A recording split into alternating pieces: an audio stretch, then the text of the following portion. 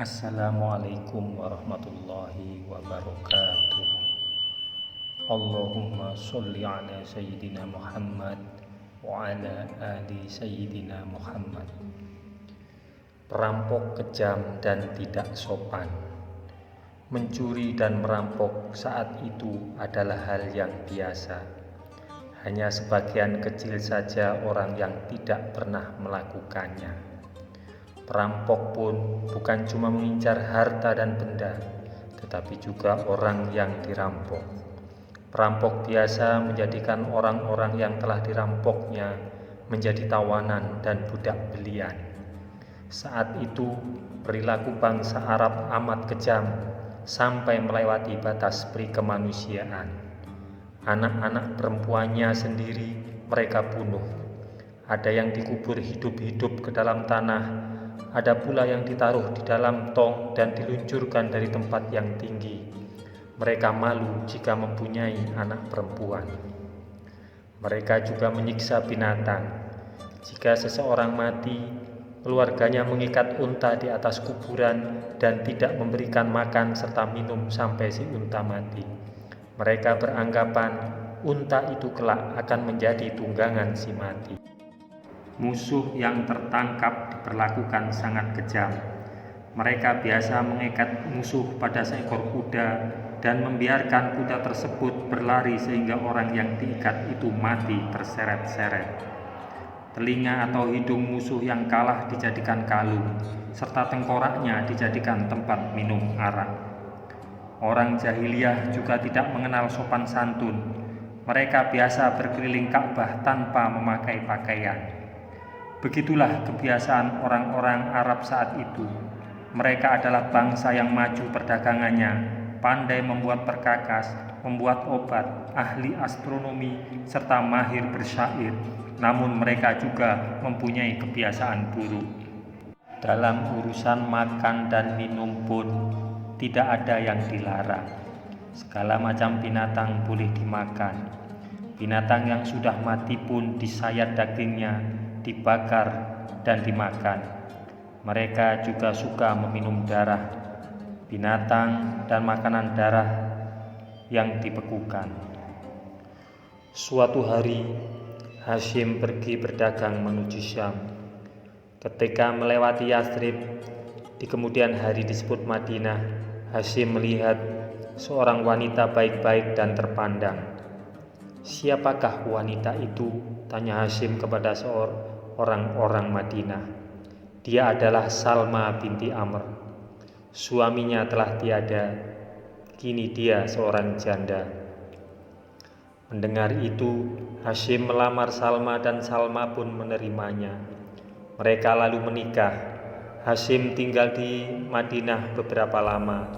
Ketika Salma mengandung, Hashim melanjutkan perniagaannya. Namun, itulah kali terakhir Salma melihat suaminya. Karena Hashim tidak pernah kembali lagi, ia meninggal dunia di Palestina. Salma melahirkan seorang anak laki-laki yang kemudian diberi nama Syaibah.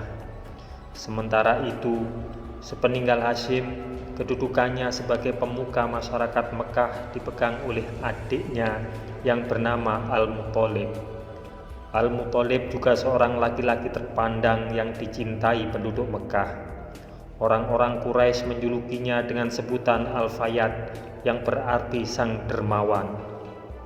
Suatu hari, dia mendengar bahwa Syaibah keponakannya yang tinggal di Madinah sedang tumbuh remaja.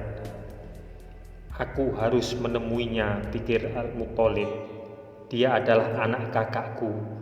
Dulu ayahnya adalah pemuka Mekah, maka dia harus pulang untuk melanjutkan kekuasaan ayahnya menggantikan aku."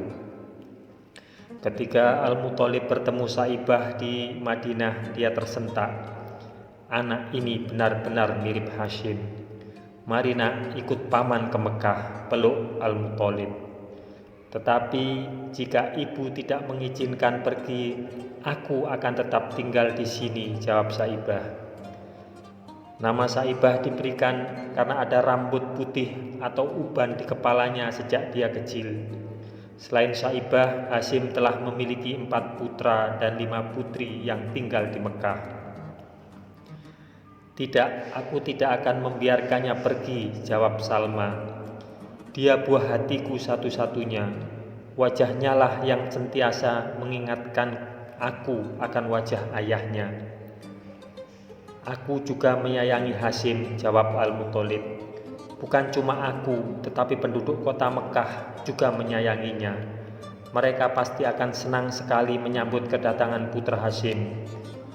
Begitu melihat wajah anak ini, rasa sayangku timbul kepadanya, seolah-olah aku melihat Hasyim hidup kembali dan berdiri di hadapanku.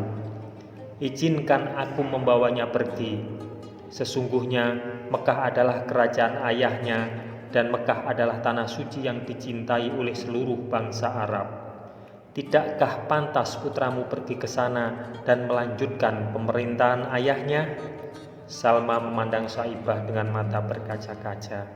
Hatinya ingin agar putra satu-satunya itu tetap tinggal di sisinya.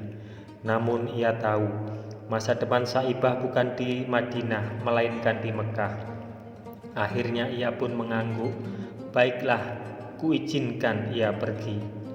Dengan amat gembira, Al-Muthalib mengajak keponakannya itu pulang. Syaibah duduk membonceng unta di belakang pamannya.